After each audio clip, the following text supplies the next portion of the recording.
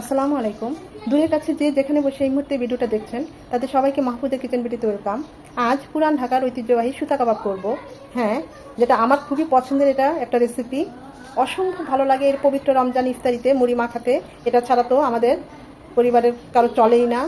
ছোটোবেলা থেকেই দেখেছি আমার বাবা সবসময় নিয়ে আসতেন, চাচা নিয়ে আসতেন, মানে এটা থাকতেই হবে ইফতারির আইটেমে। তা আমি তো প্রায় এইভাবে বাসায় করি। চেষ্টা করেছি খুব সহজভাবে রেসিপিটা আপনাদের সামনে প্রেজেন্ট করতে। আশা করি আপনাদের ভালো লাগবে।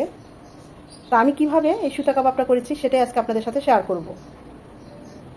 এটা সব কিছুর সাথে খাওয়া যায়, এমনি এমনি খেতে পারেন, আবার রুটি, পরোটা, নান সব কিছু দিয়েই খাওয়া যায়। আমি তো পরোটা দিয়ে আজকে সার্ভ করলাম। আপনাদের একটা কাবাব একটু ভেঙে দেখাই ভিতরটা কীরকম হয়েছে। একদম সফট, দেখতেই পাচ্ছেন কালারটা কত সুন্দর এসেছে। কুক হয়েছে খুবই সুন্দর, অনেকটাই গরম। অসম্ভব মজার এই সুতা কাবাবটা। যাকে খাওয়াবেন দেখবেন আপনার প্রশংসা করতে বাধ্য হবে।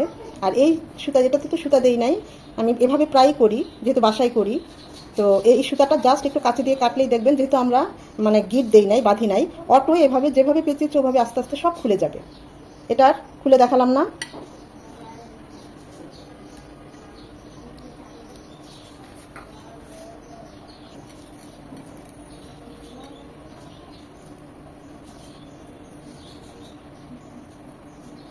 এটা যে কী পরিমাণ জুসি ভিতরটা দেখলেই বোঝা যায়, দেখুন। আর এভাবে খেলে বোঝেন মুখের ভিতরটা জাস্ট ওয়াও, মাশাল্লাহ। মানে বলতেই হবে যে খুব ভালো হয়েছে, এইটুকু অন্তত বলতে পারি।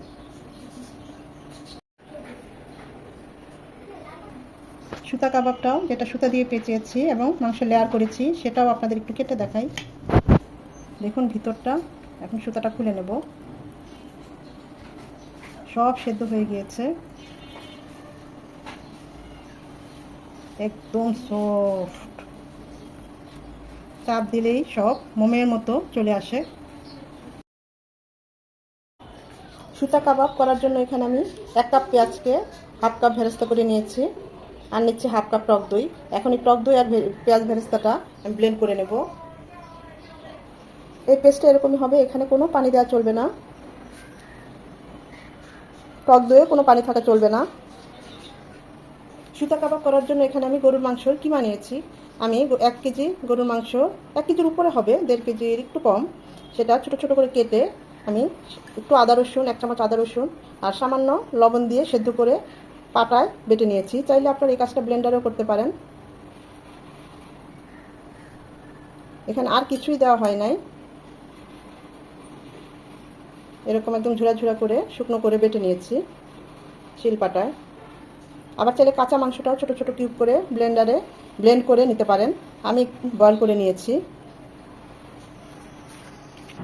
যদিও আমি গরুর মাংসটা সেদ্ধ করেছি আদা রসুনের পেস্ট 1 চামচ দিয়ে, তারপরও আমি এখানে আরও 2 চামচ আদা রসুনের পেস্ট দিচ্ছি উঁচু করে। কাশ্মীরি মরিচ গুঁড়ো কালারটা সুন্দর আসার জন্য, এটা ঝাল হবে না, এটা দিয়ে দিচ্ছি 2 চামচ। চিলি ফ্লেক্স, আপনি চাইলে শুকনো মরিচ গুঁড়োটাও দিতে পারেন, আমি এটাও দিলাম 2 চামচ। 1 চামচ উঁচু করে হলুদ গুঁড়ো, 1 চামচ উঁচু করে ভাজা জিরে গুঁড়ো, উঁচু করে 1 চামচ গরম মশলা গুঁড়ো, 1 চামচ জায়ফল জয়ত্রী গুঁড়ো, এখানে হাফ জায়ফল আর 1.5টা জয়ত্রী নিয়েছি, সেটাকে গুঁড়ো করে নিয়েছি। বাদাম বাটা, এটা চীনা বাদাম বাটা, এটা দিয়ে দিলাম উঁচু করে 2 চামচ। 25 থেকে 30টা চীনা বাদাম বেটে নিচ্ছি, যে কোনো বাদাম বাটা দিতে পারেন। পেঁয়াজ ভেরেস্তা টক দই যে পেস্ট করে নিচ্ছি সেটা দিয়ে দিচ্ছি। আমি তো এখানে গরম মশলা গুঁড়ো দিলাম, আমার এখানে শাহি গরম মশলা গুঁড়ো। আর শাহি গরম মশলা গুঁড়োর ভিডিও আমার চ্যানেলে দেওয়া আছে, চাইলে দেখে নিতে পারেন। আপনারা চাই যদি গরম মশলা গুঁড়ো না দিতে চান, এখানে 1 চামচ কাবাব মশলা দিয়ে দিতে পারেন। ঝালের জন্য দিয়ে দিচ্ছি কাঁচা পাকা মরিচ 2 চামচ, একটা ডিম। আমি আমার 1.5 কেজি কিমা অনুযায়ী সব মশলা দিলাম, আপনাদের কিমা অনুযায়ী মশলা বাড়িয়ে কমিয়ে নিতে পারেন, ঝালটাও বাড়িয়ে কমিয়ে নিতে পারেন। 1 পিস লেবুর রস,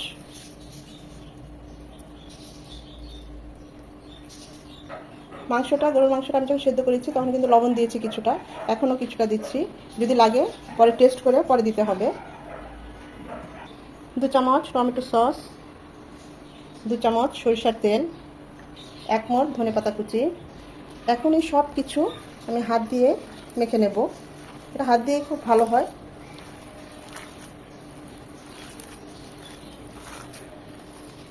পুরান ঢাকায় যে আমরা যে সুতা কাবাবটা খাই, সেটা মাংসটা কাঁচা থাকে, কিমাটা আমি সেদ্ধ করে নিলাম। আপনারা চাইলে কিমাটা কাঁচা রাখতে পারেন।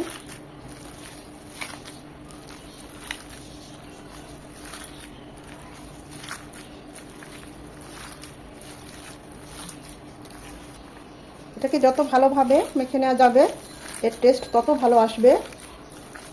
খুব ভালোভাবে হাত দিয়ে এরকম মেখে মেখে সমস্ত মশলার সাথে মিশিয়ে নিতে হবে। এটা এরকম একদম স্মুথি একটা টেক্সচার হবে। আপনি এটা ব্লেন্ডারে করেন বা পাটায় পিষে করেন, এই যে একদম স্মুথি। বা কাঁচাও যদি নেন বিফটা, সেটাও এরকম ব্লেন্ড করে বা পাটায় পিষে এরকম একদম স্মুথি একটা এরকম টেক্সচার হবে। আমাদের এটা মাখা হয়ে গিয়েছে। এটা মিনিমাম 2 থেকে 3 ঘন্টা রেস্টে রাখবো।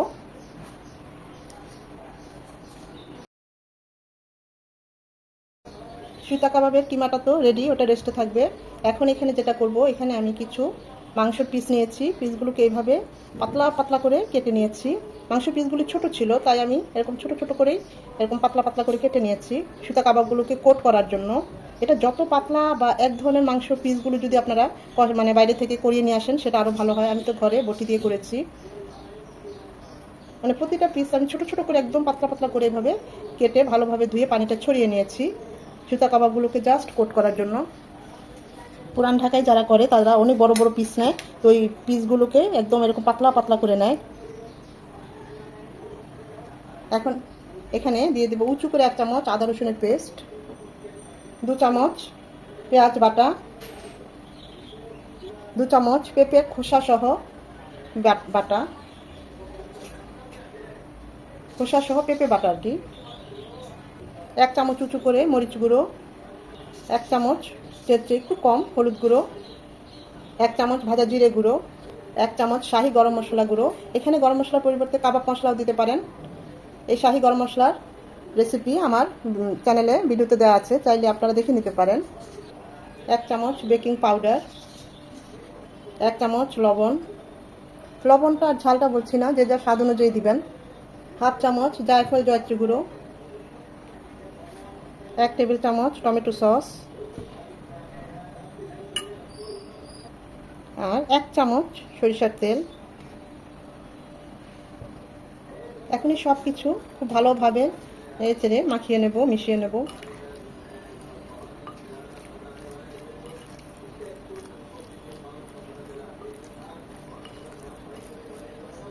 সবশেষে 1 পিস লেবুর রস দিয়ে দেব।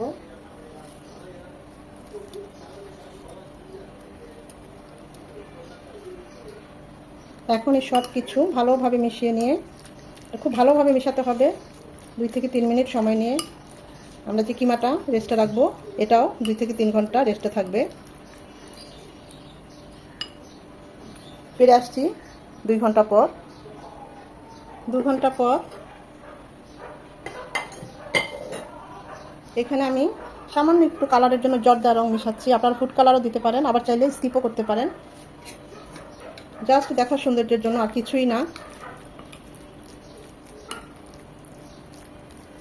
বা রেড ফুড কালারটাও ইউজ করতে পারেন। আর এটা সবার শেষে যখন ভাজতে যাবেন সুতা কাবাবগুলো, তখনই ব্যবহার করবেন।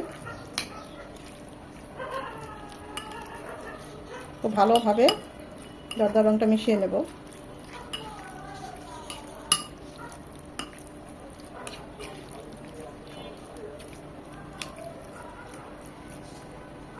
সুতা কাবাবের কিমাগুলো দেখুন 2 ঘন্টা পর এরকম হয়েছে, খুব ভালোভাবে মশলার সাথে মিশে গেছে। এখন যেটা করব, কিছুটা সুতা কাবাব এভাবে নিয়ে একটা রোলের মতো করব আকৃতি। আপনারা চাইলে পুরোটাই একসাথে করে নিতে পারেন। আমি ছোট ছোট করব, কারণ আমি প্যানে ভাজবো। আর যারা পুরান ঢাকায় করে, ওরা তো একদম পুরোটা একসাথে করে মোটা করে তারপরে কোট করে। ওনাদের বড় চুলার হিট সব কিছু একদম এক্সট্রা। আমরা যারা ঘরে গ্যাসের চুলায় করব, সেই অনুযায়ী আমি সহজভাবে করার চেষ্টা করছি। এরকম করে সবগুলো রোল করে নেব।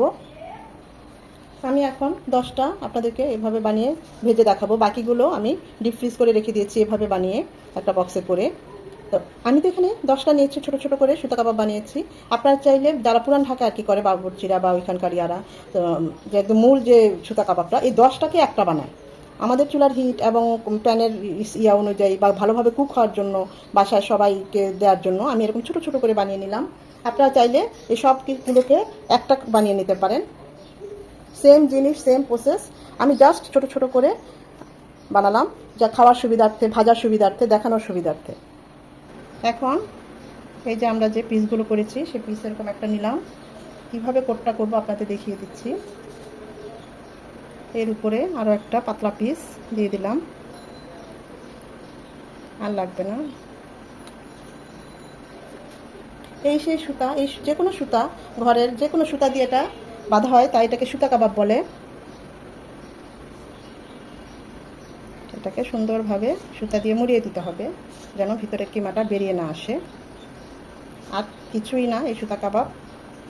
আমাদের বাসায় আমার আব্বু, আমরা ছোটোবেলায় দেখতাম এই সুতা কাবাব ছাড়া তার ইফতার একদম সম্পূর্ণই হয় না। ইফতারিতে সুতা কাবাব লাগবেই। জাস্ট আর কি একটু মোটা সুতা হলে ভালো হয়। আমি তো এটা দুটো ভাঁজ করে নিয়েছি। এখন আমার চাচা আনে ইফতারিতে, আমার বড় ছোটো বোন আনে। মানে সুতা কাবাব ছাড়া আমাদের ইফতার একদম জমেই না। এভাবে করে আমি বাকি কিমাগুলো সুতা কাবাব করে নেব। আমি আরও একটা করে দেখাচ্ছি। এটা গিট দেওয়ার কোনো দরকার নেই, এটা খুলবে না, এটা এভাবে পেঁচিয়ে দিলেই লেগে থাকবে। আমি এখানে 6টা এভাবে কোট করে নিয়েছি। আর এই 4টা কোট করি নাই, এটা এমনি আপনাদেরকে ভেজে দেখাবো। আপনারা চাইলে কোট করেও ভাজতে পারেন এভাবে, মাংসটা পাতলা পাতলা করে এভাবে কিমাটাকে।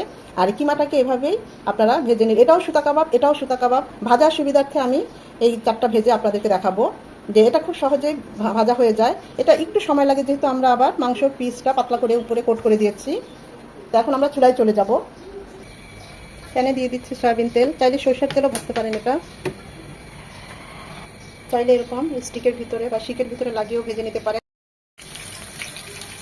উপরে একটু ঘি ছড়িয়ে দিতে পারেন। সাথে সাথে নাড়বো না, 4 থেকে 5 মিনিট পর নেড়ে দেবো। চুলার হিট মিডিয়ামে থাকবে। প্রথমে 2-3 মিনিট চুলার হিট মিডিয়ামে রেখে তারপর মিডিয়াম টু লো হিটে রাখবো। তাহলে না হলে ভিতরে কিমাটা ভালোভাবে হবে না। একদম সলিড কিমা, এখানে আর কিছু মেশানো হয় নাই, তাই খুব সাবধানে এটাকে উল্টিয়ে দিতে হবে।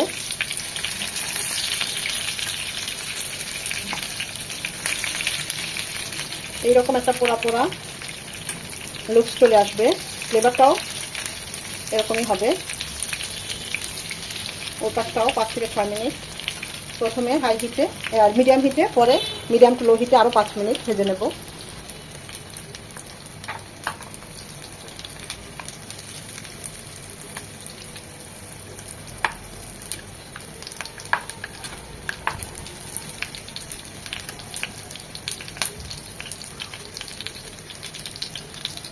একটা কাবাবের সামান্য একটু ভেঙেছি, এটার ভিতরটা হয়েছে কিনা। হ্যাঁ, ভিতরটা হয়ে গিয়েছে। এখন আমরা কাবাবগুলো উঠিয়ে নেব। অত্যন্ত মজাদার এবং জুসি এই সুতা কাবাবটা। এখনো যারা এটা ট্রাই করেন নাই, আমি বলবো মিস করছেন। অবশ্যই একবার হলে এটা ট্রাই করবেন। মাংসের লেয়ারযুক্ত সুতা কাবাবগুলো ভাজার জন্য দিয়ে দিচ্ছি সরিষার তেল। তেলটা খুব ভালোভাবে গরম করে নিতে হবে। এটা চাইলে আপনারা প্যানেও করতে পারেন, আবার তাওয়ায়ও করতে পারেন। এইরকম একটা শিকটা না দিলেও হয়, আবার দিলেও মানে জাস্ট নাড়াচাড়া করতে সুবিধা হয়, এই আর কিছুই না। এখন কাবাবগুলো দিয়ে দেব। অবশ্যই চুলার হিট মিডিয়ামে রাখবেন, তা না হলে আমার মতো কিন্তু হাতে ছিটা আসবে। চুলার হিট মিডিয়াম টু লো হিটে থাকবে, এখানে আর দেওয়া যাবে না। ওই পাশের চুলায় প্যানে বাকিগুলো দেবো। এগুলো হতে কিন্তু ওগুলোর চেয়ে একটু সময় বেশি লাগবে, কারণ এখানে আমরা মাংসের লেয়ার দিয়েছি।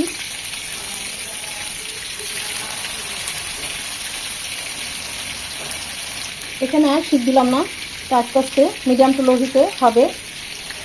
1-5 মিনিট, মিনিমাম 8 থেকে 10 মিনিট হবে। তারপর আবার উল্টে দেব।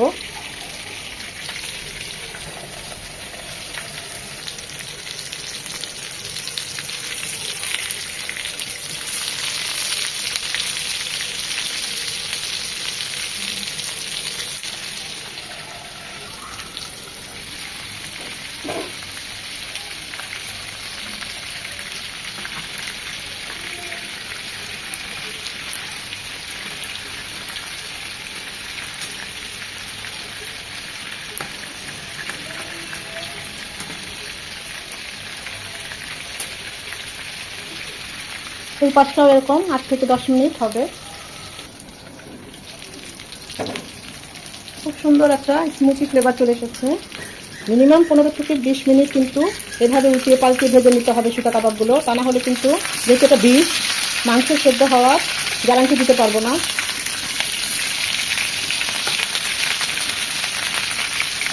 এগুলো এরকম পড়াই হবে লেয়ারটা। এটা একটা স্মোকি ফ্লেভার ক্রিয়েট করবে, খেতে অসংখ্য ভালো লাগে। এটাই পুরান ঢাকার যে সুতা কাবাব এর বিশেষত্ব। আর এই যে সুতা দিয়ে মোড়ানো, এছাড়া আর কিছুই না। আর সলিড মাংসটা, এখানে অন্য কোনো কিছু ডাল আলু কোনো কিছু মেশানো হয় না।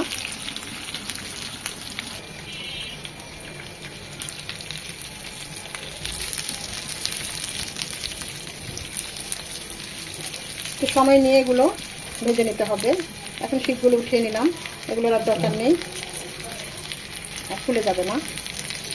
চাইলে আপনারা রেখেও দিতে পারেন, জাস্ট ক্যারি করার জন্য, মানে ধরার জন্য, নাড়াচাড়ার জন্য শিকগুলো। তো ধীরে ধীরে আরও 3-4 মিনিট ভেজে নেব। সুতা কাবাবগুলিকে স্মোকি করার জন্য এখানে কয়লা দিয়েছি আর সামান্য একটু ঘি দিয়েছি। এখন এটা ঢেকে দেবো যেন কয়লার স্মোকি ফ্লেভারটা সুতা কাবাবে ঢুকে যায়। ঠিক সেমভাবে এই কাবাবগুলিতেও দিয়ে দিব।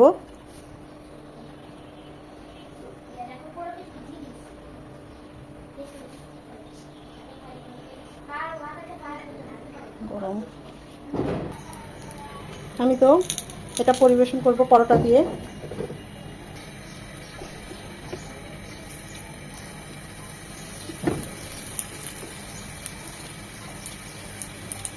রুটি, পরোটা, নান, শুধু শুধু বা ইফতারি মুড়ি মাখানোতে সব বাস এমনি, মানে খুবই মজার এই সুতা কাবাবটা।